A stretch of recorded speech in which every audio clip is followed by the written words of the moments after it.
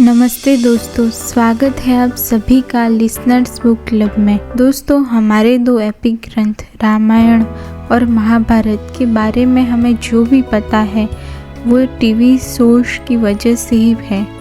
दोस्तों, इस भागदौड़ भरी दुनिया में हमें इतना समय ही नहीं मिल पाता कि हम इन्हें पढ़ें, हमारे महान इतिहास के बारे में जानें। तो चलिए, आज मैं आपको इस नई सीरीज़ में हमारे महान इतिहास रामायण से एक बहुत ही लोकप्रिय किस्से को साझा करती हूँ।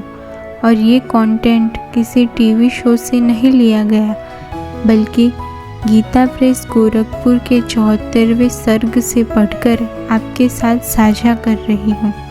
ये वो वास्तविक घटना है जो हजारों साल पहले भारत की भूमि पर घटी थी। श्री रामचंद्र जी की मुलाकात शबरी से वनवास के दौरान सीता जी की खोज करते समय होती है। शबरी का आश्रम पंपा सरोवर के तट पर था। वो आश्रम बहुत से सुरम्य वृक्षों से सुशोभित था। दोस्तों, जैसा कि गीता प्रेस की बुक में डिस्क्रिप्शन है, ध्यान से सुनिएगा। शबरी एक सिद्ध तपस्विनी थी। शबरी श्री राम को अपने आश्रम पर आया देख दोनों हाथ जोड़कर खड़ी हो गई और फिर शबरी ने विधिवत श्री राम जी का सत्कार किया। श्री राम द्वारा अपना समाचार पूछने पर शबरी कहती है, हे रघुनंदन, आज आपका दर्शन मिलने से ही मुझे अपनी सालों की तपस्या में सिद्धि प्राप्त हुई है। आज मेरा जन्म सफल हुआ। गुरुजनों के द्वारा जो सिद्धियां मुझे प्राप्त हुई थी वे सभी आज सफल हुई।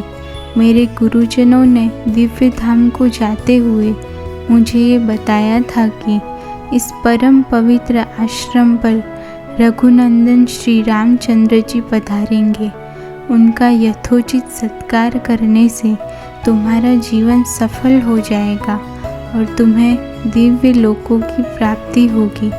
शबरी विज्ञान में बहिष्कृत नहीं थी, उन्हें ऋषि मुनियों द्वारा परम ज्ञान प्राप्त था। श्री राम शबरी से कहते हैं, तपोधने, मैंने तुम्हारे महात्मा गुरुजनों का यथार्थ प्रभाव सुना है। मैं उसे प्रत्यक्ष देखना चाहता हूँ।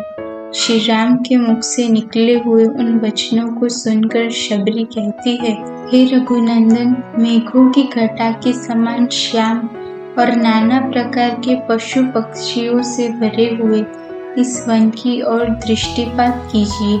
ये वन मतंग वन के नाम से ही विख्यात है। यहाँ मेरे शुद्ध अंतःकरण वाले गुरुजन निवास करते थे। रघुनंदन, देखिए, उनकी तपस्या के प्रभाव से आज भी ये वेदी अपने तेज से संपूर्ण दिशाओं को प्रकाशित कर रही है। आज भी इसकी प्रभा अतुलनीय है।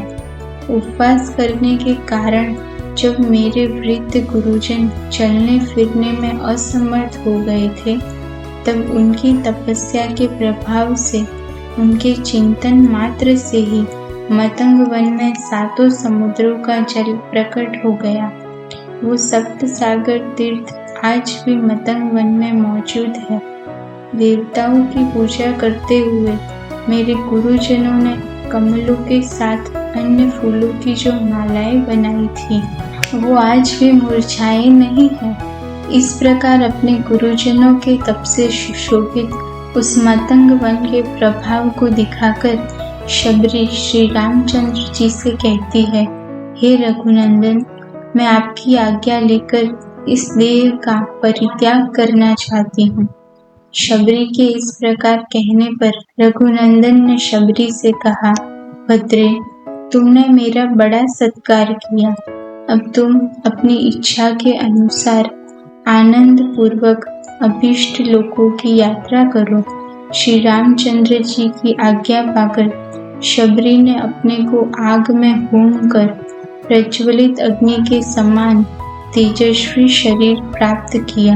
शबरी दिव्य वस्त्र, दिव्य आभूषण, दिव्य फूलों की माला और दिव्य लेप धारण किए बड़ी मनोहर दिखाई दे रही थी और उस समग्र प्रदेश को प्रकाशित करती हुई शबरी अपने पुण्यात्मा गुरुजनों के पास स्वर्ग लोक को चली गई।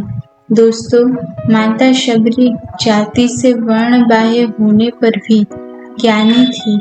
उन्हें अपने गुरुजनों द्वारा तप, ज्ञान और कई परम सिद्धियां प्राप्त थी। ये मैं नहीं, बल्कि श्री वाल्मीकि द्वारा रचित रामायण गीता प्रेस गोरखपुर के 74वें स्वर्ग में दिया गया वर्णन है। अलविदा फ्रेंड्स, फिर मिलेंगे ऐसी ही रोचक बातों के साथ।